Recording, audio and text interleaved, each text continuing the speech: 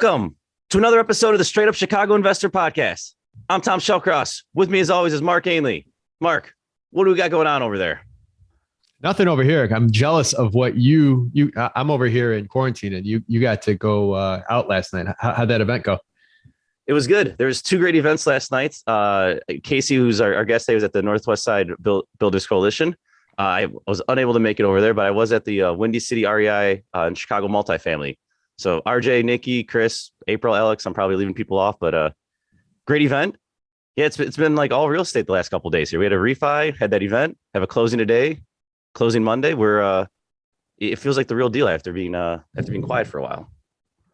Nice. I can't wait to start getting back out again. I only got another week, but then it was still, this will come out at the end of the year, but I'm afraid to go out before Christmas. I don't want to get by anyone. I'm in quarantine right now because I was exposed to somebody that has it, and now I'm kind of stuck in the house. And it happened to me before Thanksgiving, and we couldn't go to Thanksgiving. So I want to. I'm nervous to go anywhere before Christmas at this point.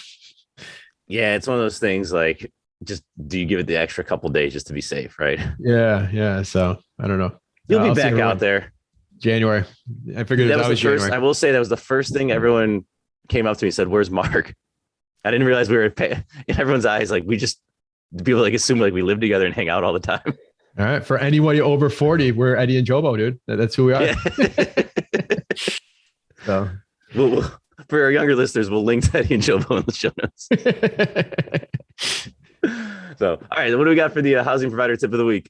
All right. So housing provider tip of the week. I think it's great when you have tenants that are decorating for holidays. They take some ownership and pride of where they live, and they might decorate for Christmas or Easter or Hanukkah, whatever it might be. But make sure you have something in place, or you're following up to make sure they take those things down. Yesterday an HOA called us out because someone still had dying pumpkins all over their balcony. So make sure that if you have whether it be a rule in your lease or just an eye on your property closer, to make sure that if they are putting holiday stuff out, encourage it, never discourage that, but make sure that they're cleaning up in an appropriate time. And usually an appropriate time might be a week or so after the holiday. We get in the springtime having to sometimes, March 1st, tell people like, hey, listen, those Christmas lights, we got to get those down. So just keep that in mind. Yeah. I also love like driving by one of the buildings and seeing that it's decorated. Like one I drove by yesterday, and all tenants had Christmas lights out, and I was like, oh, good job, guys. Yeah. I love that. And I love the, when they start putting flowers out, and, they might do a little yard scaping. Those are, if you see a resident that's doing yard work, like taking care of a mulch bed or plant flowers, like do whatever you got to do to lock them in. If they want something to stay or whatever, do it. They're a good keeper. Yeah, agree. All right, Mark, this is the best way to wrap up 2021. I feel we're going to dive into a lot of cool stats here. Our guest today. So first off, a shout out from 𝗏𝗵𝗶𝗵𝗃, who introduced us. So Roman, thank you for the introduction. But today's guest, we have the founder and the head of business development for Cityscape. So Stephen Vance is the founder and CEO. He's an urban planner who creates apps and maps about transportation modes and land use patterns in Chicago. A 𝑦c grad. Also worked at the Chicago Department of Transportation, Active Transportation Alliance, and Street Blog Chicago. And then 𝗤𝘃𝗲𝗀𝗃𝗏𝗵𝗁, which is a great name, great last name. So he heads up their business development. A North Park grad. I think you are the first Viking on the show. My accountant is also a Viking. Director of Development and Community Engagement. His previous work was a Director of Development and Community Engagement for the Albany Park Community Center, and an Economic Development Consultant for the City of Chicago. So two guys who know a ton about urban planning, know a ton about the city, have a great product. We're going to dive into a lot of awesome stats. So Casey and Stephen, welcome to the show. How are you guys doing today? Doing well. Thank you for having us. I am doing great because I am looking forward to the 20th ADU permit issued in 2021. See, we're going to get into it. And I thought there'd be a zero behind that number. Oh, yeah, I was hoping so too. So, and as soon as we wrap up here, I'm going to go get the pumpkins off of my porch that Mark was talking about. Sorry, I haven't done that yet. Yeah, that was you. So, all right, let's start at the very beginning. Most of our listeners probably haven't heard of Cityscape. Give us just a quick definition, like what is Cityscape, and then who uses the product? Yeah, I can take that one and dive in. So Chicago Cityscape is a community and real estate information platform that aggregates hundreds of sources of data in one place, giving our members insights exclusively available on our platform that helps them save time while they're doing market analysis, site selection, and due diligence on properties. And then kind of like the who in that, as you asked, there's kind of like three big buckets. I would say it's like property professionals, like many of your listeners. So real estate investors, developers, and brokers, like folks you've had on the show, like 𝗦𝘃𝗃𝗀𝗀𝗀 and 𝗤𝘗𝗏𝗃. But then also like service providers and material providers, like Prashant, the architect you had on, and Stacy Young at CIC are all members who use different data sets in our platform to do business development and lead generation. And then a lot of chambers of commerce, community development corporations, and SSA managers use Cityscape. Got it. So, I'm assuming you're going to pull data from all these different places. The first question I think a lot of our listeners would have is, well, this is all public information. I can just do this myself. So what is the big advantage of turning to the Chicago Cityscape? Yeah, I'll take that one too. And then Steven can add some even more light to it. So like last night I was at the Northwest Side Building Coalitions and somebody asked that. They said, well, I can get all this information publicly. And my response is a little tongue in cheek. I said, yeah, but you're going to do anything else that day? Like, I agree. Like you can find all of this in public record, but like if you're acquiring more than 2 properties a year, I think you have more important things to do than spending a ton of time in disparate and divorced government-run platforms and poorly managed websites.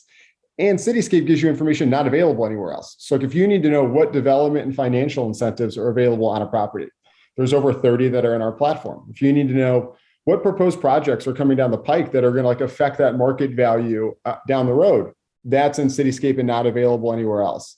You can also look up, the history on taxes, sales, permits, and violations on a property. Got it. So you're looking at an individual property, which I feel probably a lot of our listeners are at least at that level, but then you're also seeing the trends of other developments, permits issued in the area, et cetera, to just get a better idea for whether it be the neighborhood, the zip code, et cetera. Yeah. So permits, but also zoning changes, proposed projects, transactions, public sector and private sector investment. That's that and hundreds of other data sources that are in there. Awesome. All right. And we'll dive more into the product, but it's highly intriguing, especially someone like myself who just loves creeping on people and project. Like I feel anytime I go to do a flip, I feel I end up knowing everyone on the block there. I've heard from our members, we ruin many weekends. They're just, man, I just want to dive in and spend all weekend. I was like, well, go spend some time with your kids, but just get back to it on Monday morning. So, all right. So let's talk about 2021. There's a lot that was going on. So Steven, Chicago, everywhere saw a boom, right? Like everything was trending upwards, but which areas saw the highest increase in both sales and in development? So I did a more qualitative analysis than a quantitative analysis because I want to make sure that we are also fulfilling our mission of making sure that we look at overlooked and underdeveloped neighborhoods. So when I wrote this report with MAP Strategies, which is a compliance company in Chicago, I made sure to check out the entire city in looking at where the new construction was happening. And so the first one in my list here is Bronzeville, and then also to a lesser extent, its neighbors, Washington Park and Woodlawn.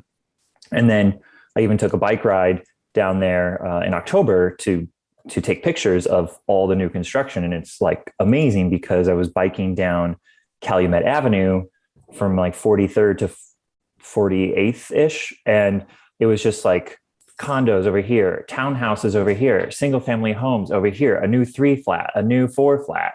And I was like, this is all happening on 1 mile of one street in Bronzeville. And then in addition to that, I also pointed out some new construction in Portage Park and Jefferson Park, which have not always been on the map for the right reasons when it comes to new housing. Yeah. All right. So now you hit a nerve with me. So I'm in. Let's dive into these developments that happened in Jeff Park. And they're, it took a while to get off the ground, right? The affordable housing aspect of it. A lot of people are up in arms, but can we dive into some of those? Yeah. So 5150 Northwest Highway by Full Circle Communities, that's already built. And I believe people have already moved in. So that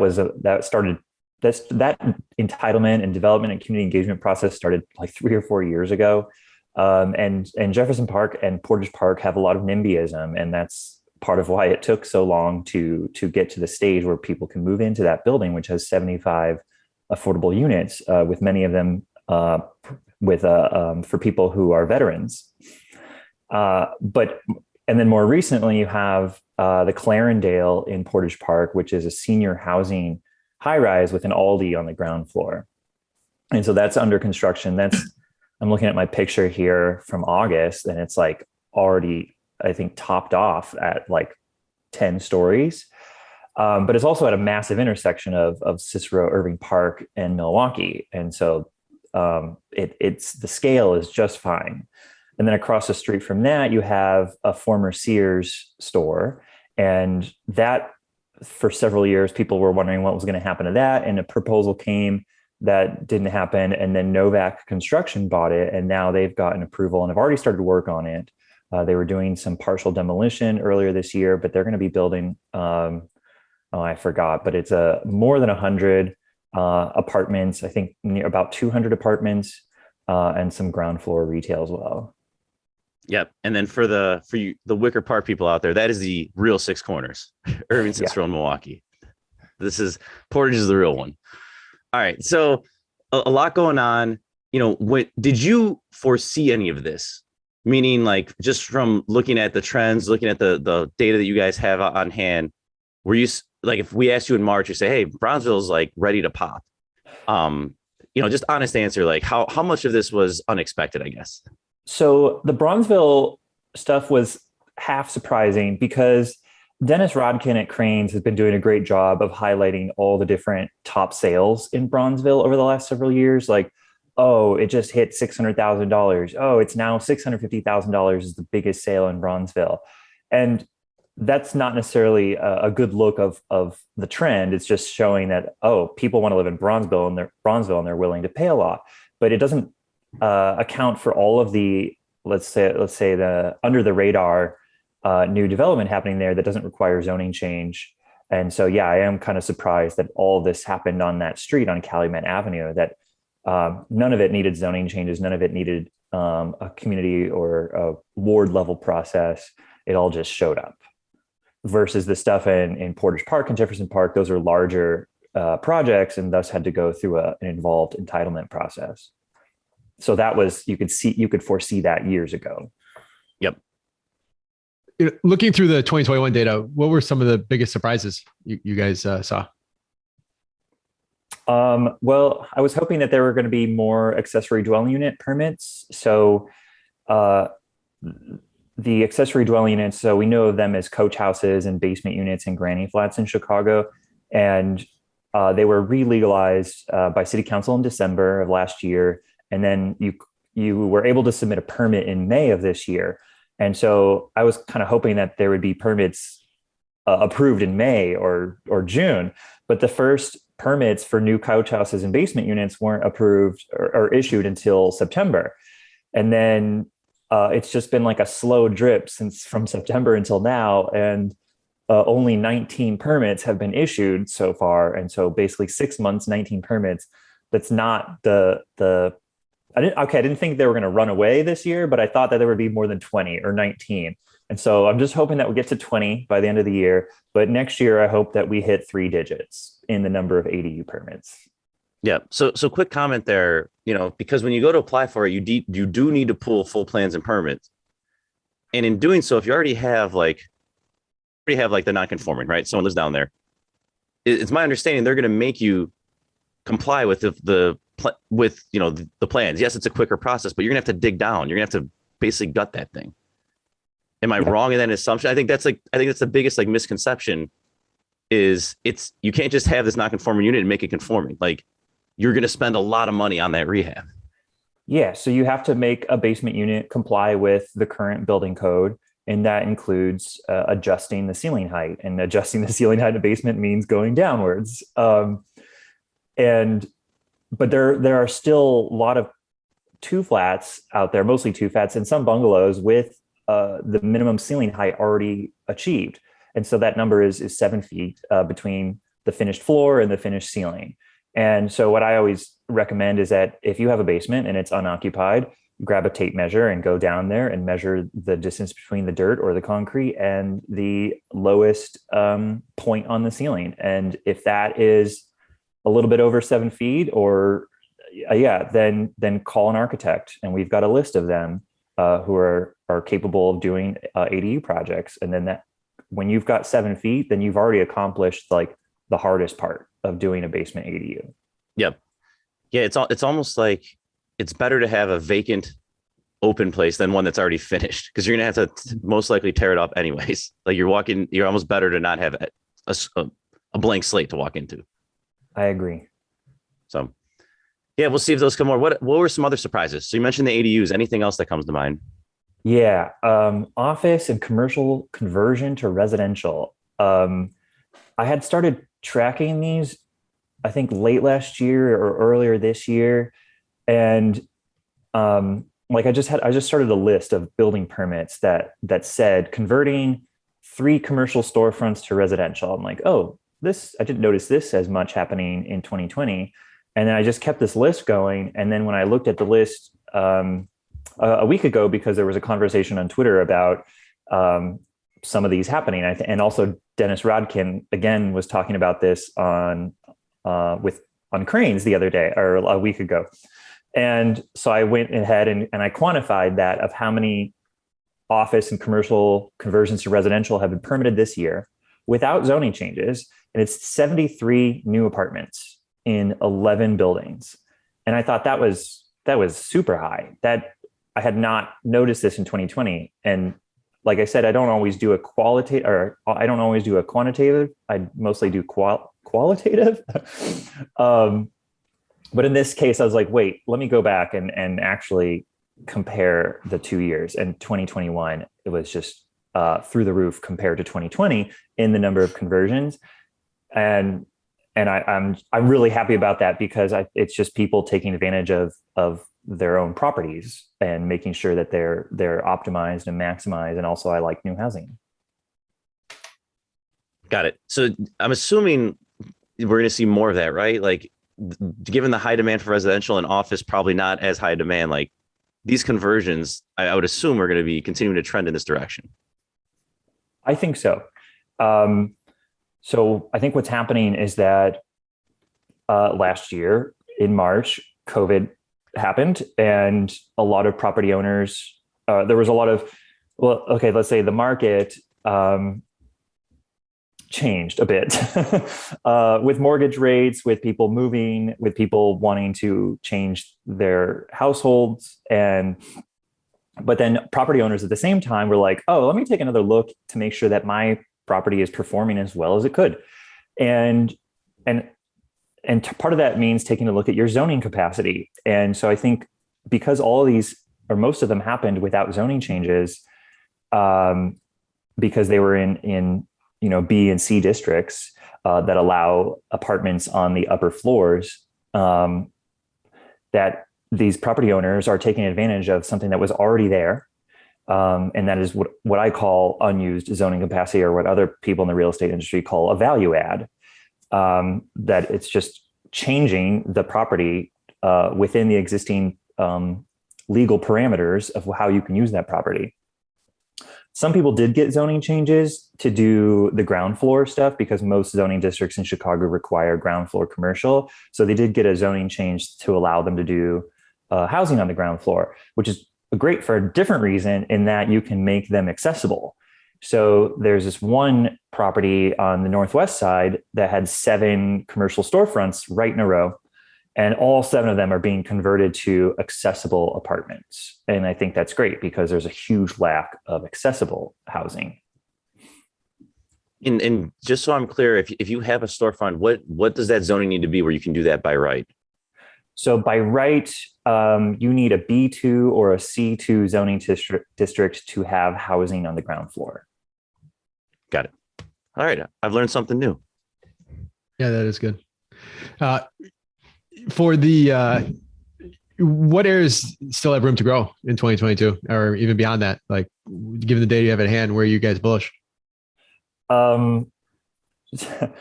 I'm very bullish on Bronzeville still, especially near the Green Line. you can use Cityscape's property finder tool to really quickly identify vacant and underdeveloped and value add properties near any transit line, but the Green Line especially. And so the Green Line runs north-south through Bronzeville. It also runs east-west to the near west side, United Center and Garfield Park, and Austin all the way to Oak Park. But especially in Bronzeville, I think people are going to see some of the momentum from new construction that I already mentioned, but also there's a new transit-oriented development high-rise that's being built at the 43rd Green Line station that the city is also supporting through I think TIF, and they're also getting low-income housing tax credits. So that's going to be a big construction job. And so I think that plus the Calumet, which is like a block away, all builds for some new walkability, some new commercial opportunities. It's also close to King Drive, where you have all those historic houses. And then the transit options are just so good right there. Yeah, it's crazy how close you are to downtown too. You don't realize it, like it's right there. Yeah, the Green Line is a very fast train mostly because it's very straight, and there are a couple areas where there's just a big gap between stops, so it's not stopping every 4 blocks like the Brown Line does. Yeah, it's like the Brown Line has a Wellington stop. I'm like, that's not even a busy street. It's crazy. Stephen, I don't know if you have these numbers on hand, but it's also looking at in the area immediately surrounding that new Green Line station. There's assets there, which most people just think of as eyesores. By that, I mean, like there's vacant lots, there's developable land. There are properties that have additional development capacity there. And I think so many folks just overlook that, maybe because their perception of the aesthetics of the area. But I think there's a ton of room to grow, especially for TOD opportunities around the city, particularly where they're renovating parts of the Red Line and adding new stops on the Green Line. So that new stop that Casey just is mentioning is the Damon stop at Lake Street, like 2 blocks northwest of the United Center. One of the development issues that I've talked about there on my blog is north of Lake Street, you have a planned manufacturing district. And so only south of Lake Street right there is their new residential development opportunities, but a lot of it is already taken up by CHA land. But the thing about adding new train stations is that it triggers us to take a second look at our land use policies.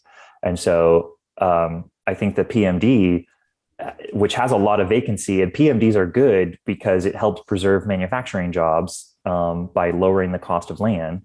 I think that there's some opportunity to adjust the boundaries of the PMD, especially near this new station at Damon that should start construction next year. Great stuff, man. Mark, this is what we set out to do. Get really, really, really on the street knowledge of Chicago. This is great. All right, so we're talking about areas, but let's talk about just in general as investors. We're probably all looking at, this is medium home price. This is what rents are going for. But what are some of maybe the overlooked data points that you'd recommend our listeners dig into to try to find unforeseen value? Yeah, Tom, you hit the nail on the head there. Like everybody kind of knows the formula. It's cap rate, comp sales. But there are some things that I think folks should look at that can add a different mix into that cocktail. So something we were talking about now, like looking at public sector investment and what is going to lead to increased value. So where is a train line expanding or going? Also, something else that was mentioned earlier in the call is like proposed projects and permits. It's great to see, if there's a mega development happening in a neighborhood, and you can know, of course, that's going to affect the market, but you can also look and see like how many like smaller permits are being pulled, and does it seem like that's increasing or simply decreasing to show other signs of like positive market momentum? Something we talk with our members about all the time is incentives. Cityscape aggregates over 30 different development, financial, and Community Reinvestment Act incentives all on our platform. I feel like folks should be looking at incentives as they consider acquiring property, and as they own and manage it, making sure that they're taking advantage of all the incentives that are available there. It's great. I love it. Stephen, as far as ADU goes, I think, correct me if I'm wrong, the pilot program runs for 3 years. Like, what are the gauges that the city's going to have to prove the pilot program to be a success? Like, what does that look like? So they haven't set any gauges publicly. I've kind of set my own, like I said, 20 by the end of the year and 3 digits in 2022. The 3-year pilot program is basically a way to force the Department of Housing and Department of Planning and Development to pause and study what happened in the last 3 years. It doesn't mean that the ADUs are going to stop in 3 years or that the legalization will stop in 3 years. It's just a marker to take a review or an overview. It is up to City Council and those 2 departments to decide if they want to expand the 5 pilot areas where ADUs can be permitted beyond 5 or expand their boundaries. And so I've always been encouraging property owners, homeowners, and brokers to email their alderpersons saying, I want to build a coach house or I want to build a basement unit and I can't because this property that I own is not in an ADU pilot area. And actually this just happened last week. A woman emailed me and saying, hi, can you help me figure out like a zoning path for me to build a coach house for my elderly mother? And so I asked, well, what's your address? And she gave me her address and I looked it up and I verified that she had already looked it up and saw that it was not in a pilot area and I just needed to do it for myself. And I said, okay, well, you need to email the alderperson of the 39th Ward and tell her your story. And just make sure that alderpersons know why ADUs are so important to family members. It's huge. Why the pilot program? Why those areas? I don't think we've ever asked that question on here. Like, why did they pick those particular swaths of the city? So there are 5 pilot areas. I don't have all the neighborhoods offhand, but it's the north side, which is a lot of Uptown, Edgewater, Andersonville, I believe, and also North Center, and then the northwest side, the west side, the south side, and the southeast side. And the city the 2 departments, housing and planning, picked those because they represented, they were representative of Chicago. They had all the housing types of Chicago. They had all the income levels of people in Chicago. They had all the races and ethnicities of people in Chicago. So to make sure that when they did the pilot areas, because the purpose is to limit it and experiment. And also not every alderperson was on board and they wanted their wards carved out. So they had to come up with some boundaries. And so they just made sure that the boundaries they did draw had representation of the full breadth of people and buildings in Chicago. Got it. So do you think, I mean, I'm asking a crystal ball here, but do you think 3 years from now, this will open up to other areas? Like, do you say like, hey, this thing failed, they're just going to leave it as is?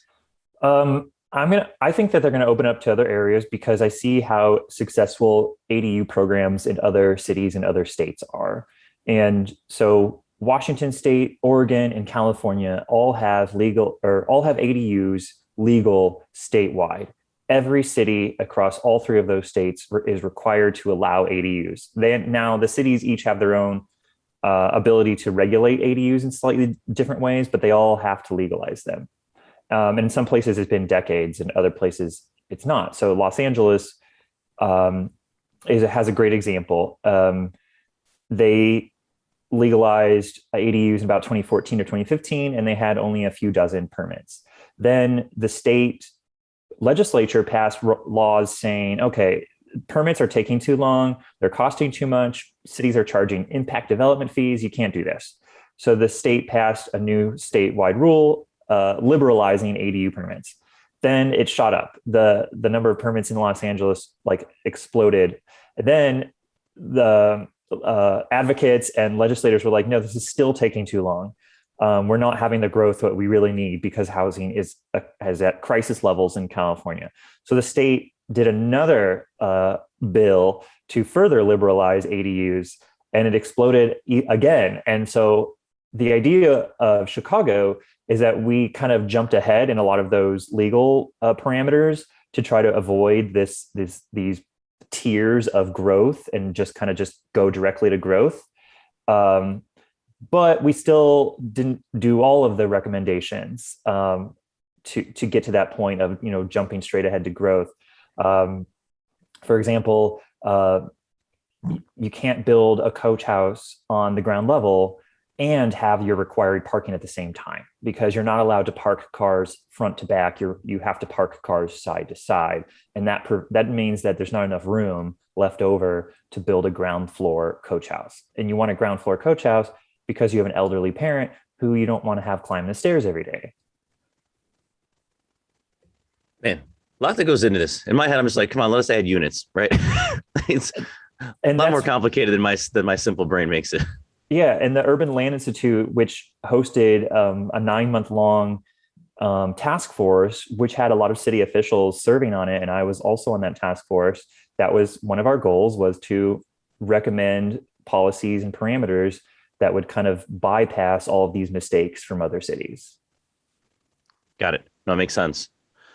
So a lot of our listeners probably hearing this like, wow, this is a lot of information. Maybe this can be useful to me. So I want to just go back to the actual product. So if I'm someone who I bought myself, a 4-unit, I'm looking at another property, I'm not that big of a player. Is Chicago Cityscape still something that can help me out in my journey? Or is there a certain scale where, yep, it starts to make sense? Like that person wouldn't buy a CoStar subscription, right? It's overkill. I'm just trying to get an idea of where you guys play, because after this episode, I'm assuming a lot of our listeners are going to be intrigued by the product. Yeah. So what I've learned, bringing new members into the platform for over a year now, if someone's considering acquiring 2 or more properties a year, Cityscape can be a great fit for that. Because if you're acquiring more than 2, that means for every one you acquire, you're prospecting 10 to 15. That's a lot of time looking up tax history and comps and available incentives and violations and permits and kind of understanding the context of the community that you're about to invest in. If you got to do that 30 times,